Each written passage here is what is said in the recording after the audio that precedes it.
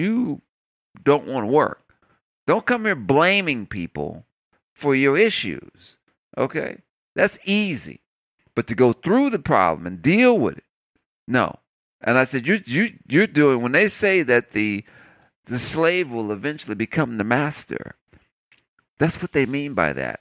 Because the master did it and said, these people are the reason why. And then are saying... it's the cycle of so abuse. Let's blame the Jews, or let's blame the so-and-so. Not the fact that, hey, did I go and work for this and make this happen? You eventually are just going to make me, blame it. And so I grew up in the church. I grew up in, Southern Baptist. My uncle was the pastor. Used to do the Holy Hop.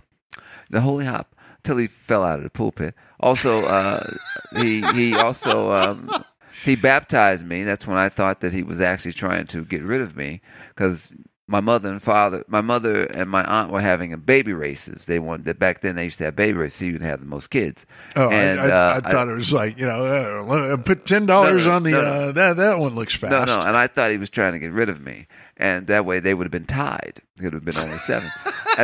But it didn't happen at that time. And it took a while for my mother to lure me back in, because he held me there. My uncle was very long-winded when he prayed. And when he's baptizing you, we baptize this boy in the name of the Son and the Holy Ghost, bloom, and throw you down in the water. And then he goes, and the Lord, and he'll go into this whole thing. And the whole while, he's got you underwater. And he's saying, you're basically down there listening to Fergie doing the national anthem. Exactly. You're eating bubbles all like that cartoon. 1, 2. And it took me a while to get back. I shot out of that church. And, and Billy Graham was like a lot of those cats, because you had your white version of the preacher, which is the Billy Grahams and the Jimmy Swaggarts and everything. But then the black version was, Reverend Ike and, Crespo Dollar. Yeah, well, Crespo. Actually, it was Aretha Franklin's father, who was one of the biggest, and you had James Cleveland, so you had all these guys that were doing, and they were all saying the whole thing. Reverend Ike would tell the poor black folks, put your hand on the television, and I'll put my hand on your screen. You put your hand on my screen, and they said, send me $100, and the Lord will save you, and everything will be all right. And so, Jimmy Graham, Billy Graham. Billy Graham was up there with the rest of them, and everything. That's because there's a lot of stupid people out there just waiting to give money.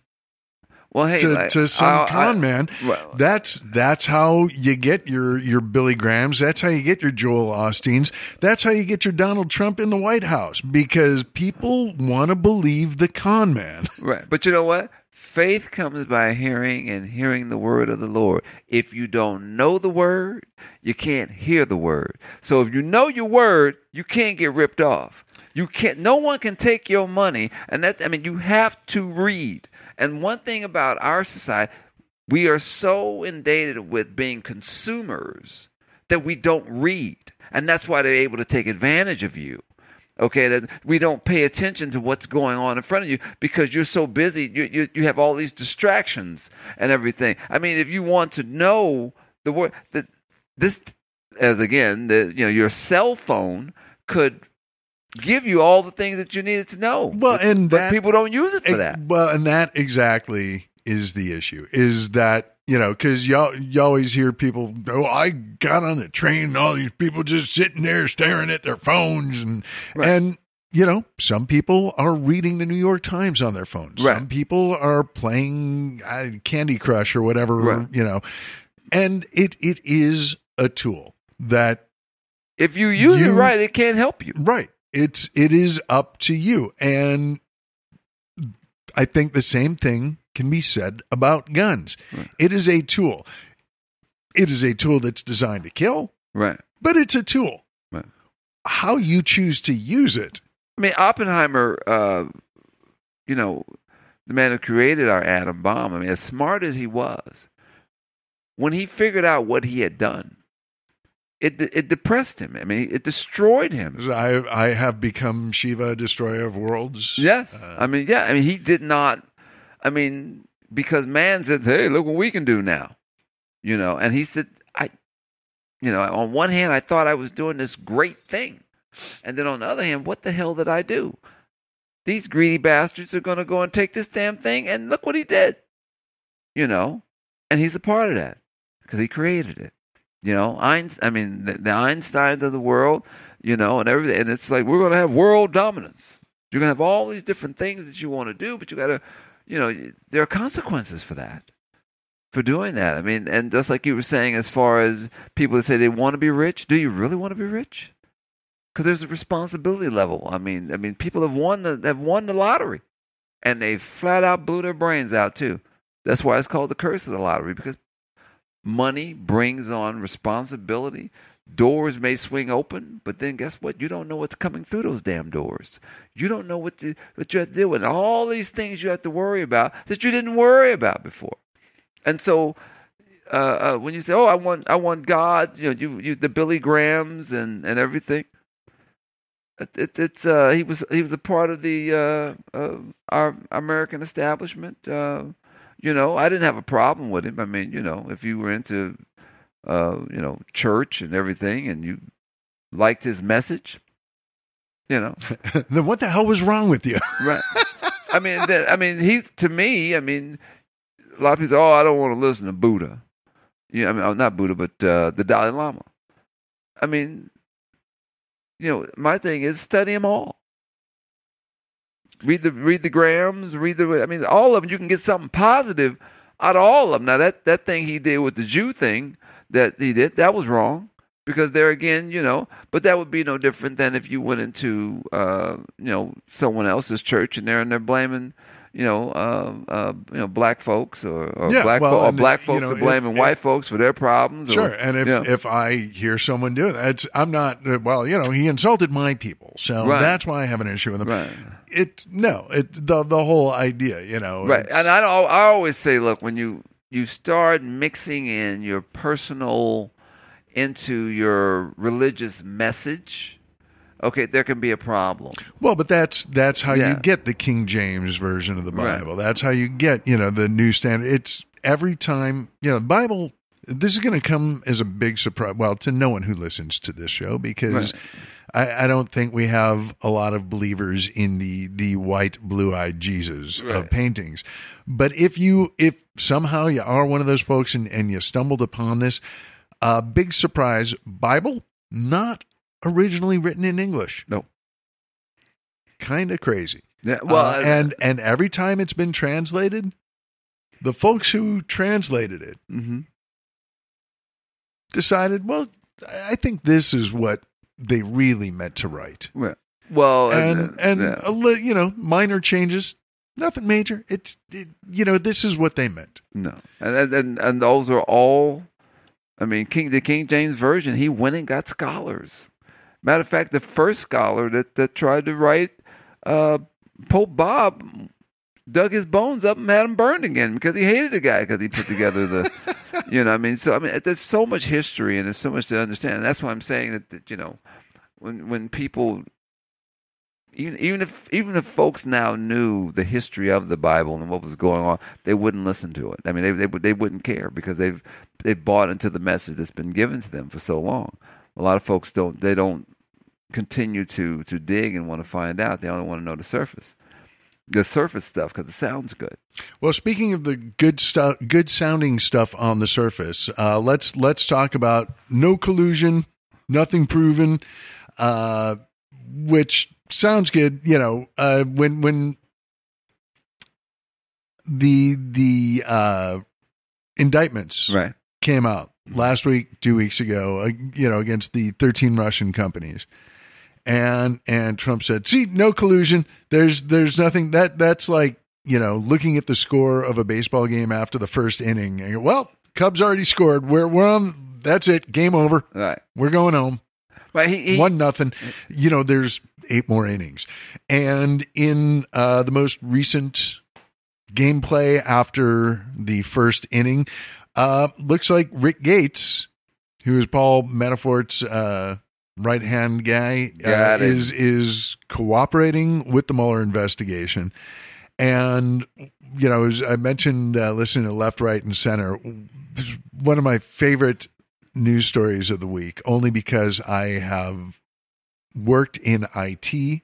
Mm-hmm. I have worked in corporate jobs, where you are working for someone who doesn't really understand how computers work. And apparently, one of the documents, one of the pieces of evidence against Paul Manafort was an email because they're doing the Al Capone route. Mm-hmm. They are finding the financial irregularities. They're getting the mobsters on tax law, and they found Manafort was trying to convert a Word document that was misstating his, I think, the value of a property or his income, so he could get a tax break and undervalue stuff. Sent I guess Gates an email saying, "Hey, how do I make this into a PDF?" Oh, damn! And I think they're after you got Kushner still. They're still after him too. They want, to start breaking down the family and everything. People say, "Oh, there's nothing there." There's got to be something there if they're going to have indictments. But he is. It was reported this week. Jared Kushner's security clearance is still being delayed. Right. As well as, they want to check out all this money he's been getting, and Netanyahu. I wouldn't be surprised. Could be connected to these guys because he's a big Trump supporter, and they're going after him too. Yeah, well, and speaking because I think we've talked about it on the show before, but I'm a big I consider myself a Zionist. I'm very pro-Israel. Netanyahu, though, I am not a fan, and we were talking earlier about Billy Graham, and I was saying, it's not just because he bitched about my people. But Netanyahu embracing Trump even after Charlottesville. Right. And, well, they're good people on both sides. No, Nazis are not good people. And for the leader of Israel mm-hmm. to embrace a guy, and I understand, Israel, America, allies, very right. tight. I get it. But to embrace the guy who somehow believes that there are good Nazis. Right. He also hated Obama. Maybe you got no business running Israel. Well, Netanyahu hated Obama. Yeah. They didn't get along at all. Like I said, pro-Israel, not pro-Netanyahu. That's because people need to know. So where do you think, the whole Mueller investigation, I think we all know where it's going. What do you think the timeline is? I right now I'm like everyone else, just taking it step by step and let it play out as they continue, because as the closer he gets, they just keep sweating. And people say, because remember, everyone wants instant gratification. It's going to take a while for him to build enough that when they go in, because remember, if you're going to get him, or get him to step away. They may not impeach him, but they may find enough info to get him to walk away. You got to make sure everything because they're going to be trying to break it down. Because remember, the Republicans could lose a lot with this guy, and they're sweating bullets, and the Democrats are like, okay, you don't think we got anything, but let us keep building enough. We're going to build enough to make you sweat to give us what we want.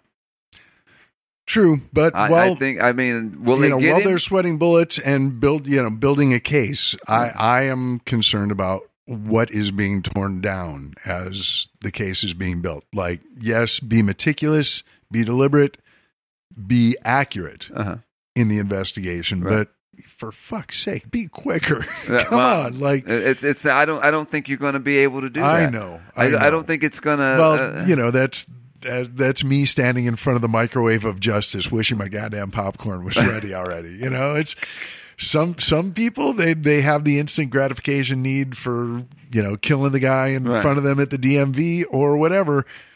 I want justice. Right. Well, yeah. For my enemies. And with that, I think that is a good place to wrap things up. We are going to be back next week.